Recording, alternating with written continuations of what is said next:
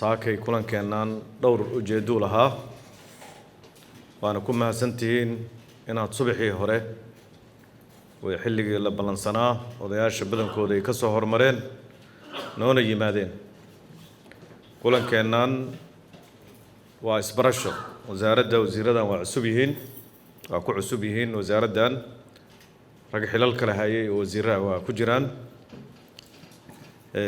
inaan isbaranno odayaasha maadaama wasaaradda odayaasha la shaqaysa ay tahay in bal mas'uuliyiintii la isbarto kaas waa qodobka koowaad waana barateen oo hortiinana waa ka hadleen wasiiru dowlaha u dambeeyey iyo wasiir ku-xigeenka intaas ka sokow odayaasha dowrkooda isku sheegi mayno dowladnimada Soomaaliya 20 iyo dhowrkii sano oo la soo dhaafay asaas bay u ahaayeen baarlamaan la dhisayo oo hay'adda u weyna dadkii dhalayay oo ay ka imaanaysay gacantooda ama dad ay ayagu soo xuleen ay sii xuleen ama si toos ay u qoreen labadaba odayaashu marka dowladda rukni asaasi ah ayay ka yihiin waa hay'ad weyn oo hay'adda dowladda ka mid ah hay'adaha dowladda ka mid ah waliba midda ugu muhiimsan waa siyaasaddan la qabiileeyay odayaashu asaas bay u yihiin marba haddii lagu yimid meeshoodii taas waa qodob oo odayaashu ma ahan waqti gaar ah 4 sanaba hal mar inta loo yeero markaas xildhibaankii iyo maaragtay qofkii wax raadinaya uu soo xasuusto kaliya ma ahane 4 sano shaqadoodii qaybna baarlamaanka ka socotaa qayb aqalka sare ka socotaa qayb dowladda xubnaheeda kale ka socotaa ayagana de shaqo la isaga baahan yahay waxaan rabnaa marka dowrka odayaashu hadba meel buu joogaa dalkan hadda waxa ugu muhiimsan oo number 1 ah odayaashu waxay soo qabteen xildhibaanay soo xuleen dib u heshiisiinada ay ka qayb galaan qabaa'ilka ay heshiisiyaan nin walba qabiilkiisu si gaar ah ula jeclaadaa nabad iyo baraare laakiin waxaan rabnaa qabaa'ilka Soomaaliyeed oo isku duuban inaan hal mar la wada jeclaano waa dalka Soomaaliya markaas inaan hal mar la wada jeclaano oo sida qabiilka hoose aan uga shaqeynayno oo kale tii guudna aan ka wada shaqo galno dowladda hadda jirta hal ku dhigeedu waa maqasheen waana ogtihiin waa Soomaali heshiis haddana dunida heshiis la sii ah waa hal ku dhig odayaashu asaas u yihiin Soomaali heshiisa waxay ka guntantaa odayaasha dhaqanka qorshe ay la yimaadeen oo hirgalay oo dowladuna hirgelinayso dhinaceeda ka qaadanayso ayaa asaas u ah Soomaalida heshiiska laga dhex raadinayo qaybo ka mid ah heshiis rabin baa jira oo dadka dhameeyay oo deegaamadii cuna qabateeyay oo odayaasha dhaqanka ee halkan jooga dhammaantood ay ugu wada xukuman yihiin dil waxaan hayaa rikoorka odayaasha 135 ka tirsanaa ee ay dileen waa 29 oo saaxiibadiinaha oo idinla joogi jiray oo idinla fadhin jiray oo aad jeclaydeen oo dadkooda jeclaayeen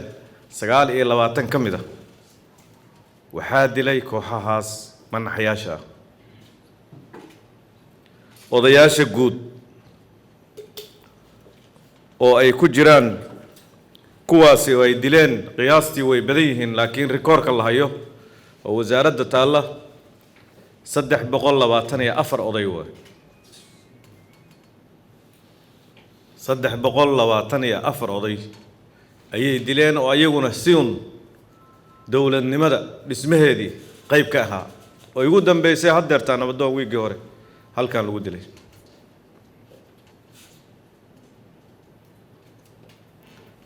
qaar saaka aan joogin toddobaadyo ka hor waxay ku sigteen gacantooda inay ku baxaan odayaasha oo meediyaha laga wareysanayay xaggan ka baxay waa gurgurtay xagga yuu dambi ka galay arrintaas marka ma waxaan fiirsanaa sida xoolihii ariga in mid midna loola soo baxo oo inta kale hortooda lagu gowraco mise waxaan waa wax la si qaban karo bulshadii asaas baa u tihiin idima cafinayaan murtadiin baa lagu wada xukuman yahay baarlamaanka la soo xulaa murtad ugu xukuman ummadda Soomaaliyeed inta dawladnimada jecel baa murtad ugu xukuman ma waxaan sugnaa marka intaan hal intay noola baxaan aan dhahayno 324 bay marayaan 25 ku dar 26 ku dar 500 gaarsii 1000 gaarsii haddii la kala dhantaala yahay oo xoogga aan la midayna way dhacaysaa laakiin wixii naga dhimanayaan baa naga dhintaane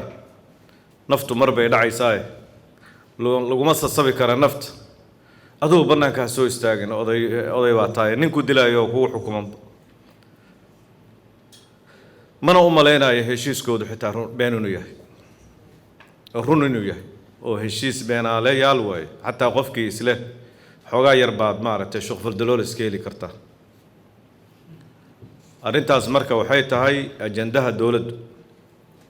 oo madaxweynahana ka maqasheen xukuumaddana ajandayaasheeda 6 midka ugu weyn dalka dib u xoreyntiisa iyo sugidda amniga arrintaas odayaashu marka waxaana loo soo xil saaray odayaashu inay go'aamiyaan oo dubaha ku dhuftaan dabcan kulamo waaweyn oo madaxda dowladda loo tagi doono annaga kan isku sii diyaarinayna iyo inaan fariinteeda soo gaarsiino oo guddiyo inta la qabto shaqadii hoos loo sii galo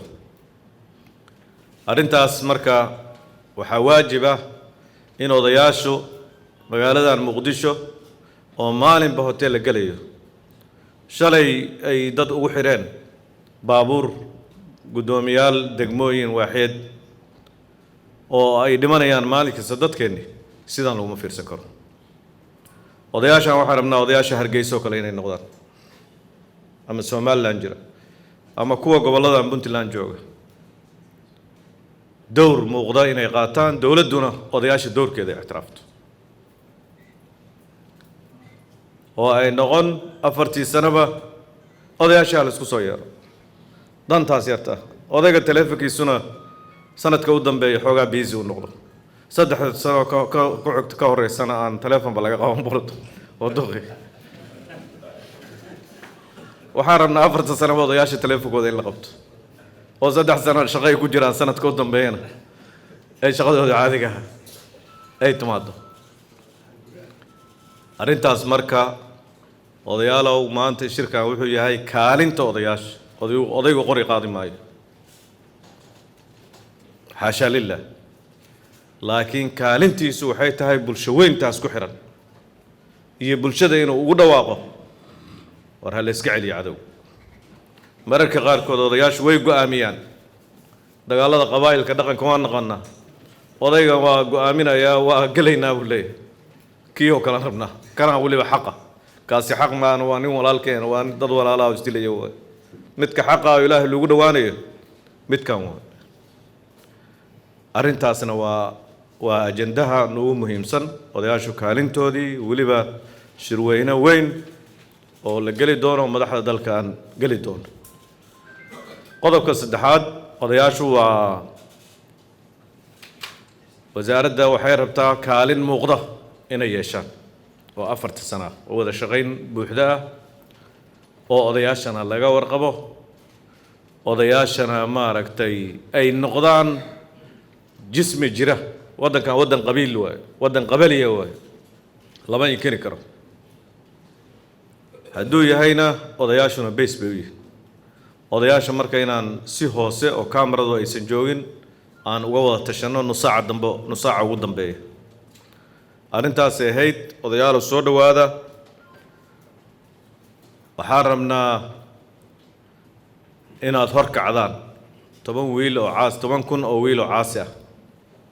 gabdhaba waa ku jiraan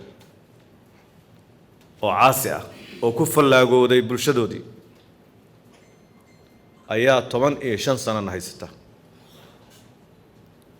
oo dilaysa ummadii oo jaqaysa dhiigga ummadii oo Allah u naxariisto u kaalmeynayna ee Faatixada u mar ilaahayna uma sidaas uma u helinayaba إن الله لا يغير ما بقوم حتى يغيروا ما بأنفسهم وإن اسبدل بناك لسو استاغنا إلهي ما أنا كالمين يا وأنا قرب استاغا يا كواس نوغه لين ماي علماء دي يوضياش واسكو حريين علوان اسكو جيران وانا اسكو جيران وانا بدونا علماء بدن باكو جرت يوضياش دقق ayadana waxa weeye culimadeena inaan kaashano qaybta kale oo naga maqan go'aan bulsho inaan soo saaro oo la isaga celinayo kooxaha sargixisada wasaaradda isgalina ma jirto guri isgalina ma jirto bulshada muqdisho hadii ay go'aansato masalan tusaalaha daan soo qaadano haday go'aansato sida dhiqlihii oo kala loo siibi karaa anagu marka bulshada waxaan rabnaa odayaashu inay bulshada noo gaarsiiyaan bulshada inay gaarsiiyaan inay soo sheegaan guriga dariskooda kan ku jira kan guriga kirada raadinayo qarax ku diyaarinaya inay soo sheegaan baabuurka ay soo raacaan oo bajaajta ama baabuurta kale ay soo raacaan in la soo sheego meesha maraanba waxa la rabaa tuka cambaaraysan in noqdaan arintaas waa yoolkeena u dambeeya laakiin hadda waxaan iska wareysanaynaa waa wada tashi bal kaalinta odayaashu ee qaadi kan waxa laga yaabaaba kaalin